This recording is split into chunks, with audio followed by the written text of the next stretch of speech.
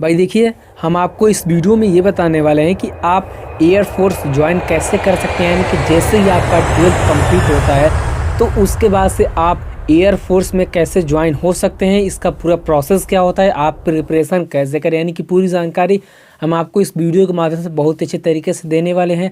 अगर आपको भी इसी तरीके से इंटरेस्टिंग वीडियो मेरे चैनल के माध्यम से चाहिए तो आप मेरे चैनल को सब्सक्राइब जरूर से कर लीजिएगा।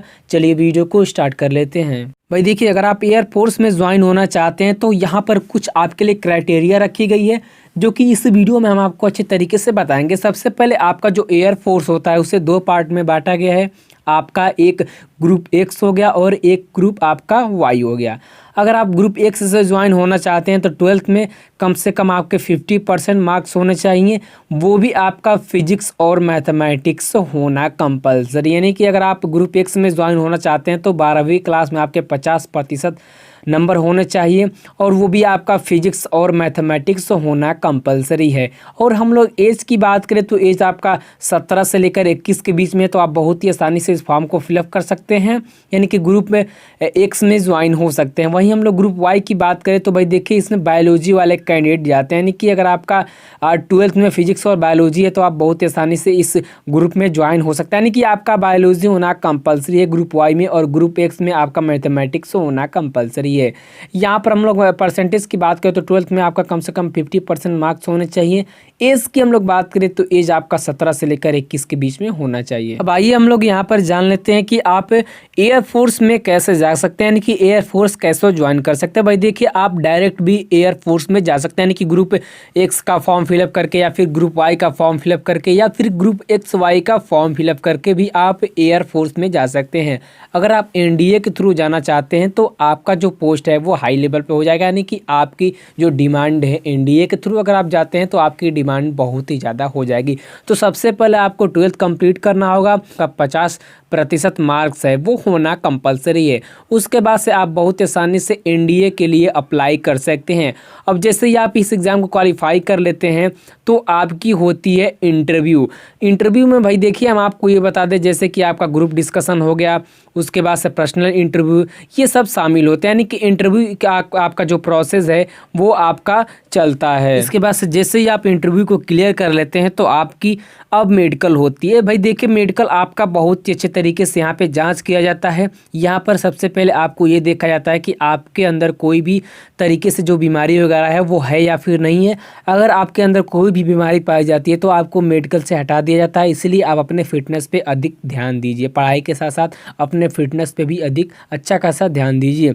उसके बाद जैसे ही आप मेडिकल में क्वालिफाई हो जाते हैं तो आपको ट्रेनिंग के लिए 3 साल के लिए भेज दी जाती है। हम आपको बता दें, अगर आपको नहीं पता है कि एनडीए होता क्या है तो इसका लिंक हम आपको डिस्क्रिप्शन बॉक्स में दे रहे हैं, जाकर आप वहाँ से वीडियो को देख लीजिएगा। उसके बाद जैसे ही आपका 3 साल का जो ट्रेनिंग है वो कंप्लीट हो जाता है तो आपके परफॉर्मेंस के हिसाब से जो आपका इंडियन एयरफोर्स है उसमें सिलेक्शन हो जाता है। अब आइए हम आपको ये बता देते हैं कि आप अपनी प्रिपरेशन कैसे कर सकते हैं इंडियन एयरफोर्स के लिए। भाई देखिए, आपने बहुत सारे ऐसे कैंडिडेट को देखा होगा जो कि लगातार कई वर्षों से अपनी प्रिपरेशन कर रहे हैं इंडियन एयरफोर्स के लिए, लेकिन उनको सफलता नहीं मिल पा रही है। जिसके पीछे सबसे बड़ा कारण ये होता है कि उन्हें सही तरीका नहीं पता होता है कि उन्हें किस तरह से तैयारी करनी है। भाई देखिए, पढ़ाई करने से नहीं होता है, आपको स्मार्ट स्टडी करनी पड़ेगी। कोई भी आप वर्क कर रहे हैं तो आप ये ना सोचिए कि हम इस तरीके से वर्क कर रहे हैं। आपका जो वर्क है वो स्मार्ट होना चाहिए, यानी कि स्मार्ट तरीके से आप पढ़ाई कीजिए या फिर वर्क कीजिए तो आप अपने जो भी आप अपने टारगेट के लिए हैं उसमें आपको सक्सेस ज़रूर मिलेगा, यानी कि सफलता ज़रूर मिलेगी। तो हम आपको अच्छे तरीके से यही बताने वाले हैं कि इंडियन एयरफोर्स में ज्वाइन आप कैसे हो सकते हैं, यानी कि प्रिपरेशन आप कैसे कर सकते हैं। अगर आपको इंडियन एयरफोर्स ज्वाइन करना है, यानी कि पास होना है एग्जामिनेशन को, तो आपको सबसे पहले उन लोगों से मिलना होगा जो कि इस एग्जामिनेशन को क्वालिफाई कर चुके हैं। इससे आपको ये पता लगेगा कि एग्जामिनेशन में किस तरह से क्वेश्चंस पूछे जाते हैं और उनका जो एक्सपीरियंस है ना वो आपको शेयर करेंगे वो लोग। इससे क्या होगा कि आपका नॉलेज भी बढ़ेगा और आपको ये पता चल जाएगा कि किस टाइप के क्वेश्चंस पूछे जाते हैं, कैसे हमको पढ़नी पड़ेगी। तो सबसे पहले भाई देखिए, आप उन लोगों से मिलिए जो कि इस एग्जामिनेशन को क्वालिफाई कर लिए, उनका एक्सपीरियंस आपको बताएगा वो किस तरीके से अपनी प्रिपरेशन की है। तो ये सबसे बड़ी चीज़ आपके माइंड में यही होनी चाहिए कि उन लोगों से आपको जरूर मिलना होगा। देखिए, आपको इंडियन एयरफोर्स की तैयारी करने के लिए मार्केट में बहुत सारी ऐसी बुक्स मिल जाएंगी वो लोग ये बोलते हैं कि आप ये बुक्स पढ़िए, आपको 100% सफलता मिलेगी, लेकिन आप कुछ एक्सपर्ट की राय मानिए। यानी कि कुछ एक्सपर्ट का ये कहना है कि सबसे पहले आपको एनसीईआरटी की बुक्स पढ़नी पड़ेगी।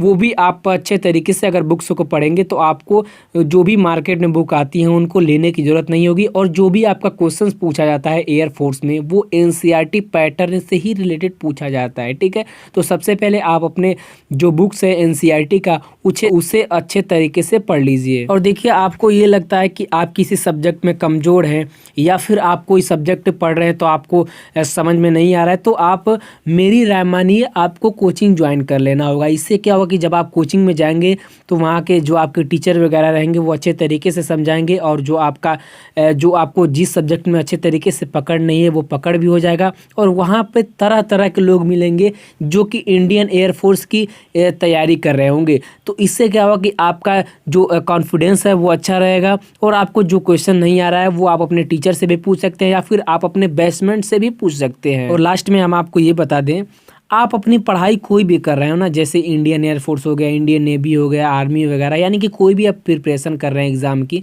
तो सबसे पहले भाई देखिए, आप एक टाइम टेबल बना लीजिए।